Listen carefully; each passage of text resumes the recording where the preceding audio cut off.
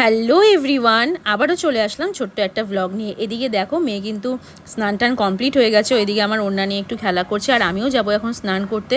তো আজকে তো ভেবেছিলাম আজকে একটু ঘরটর ঝাড়বো, মানে পুজোর আগে, কিন্তু সকালে উঠে শুনি যে আজকে একাদশী, তাই আর ঘরটর ঝাড়তে পারলাম না। তো টুকটাক একটু কাজকর্ম করে নিয়ে এদিকে তারপর আমি স্নানেও চলে গেছিলাম।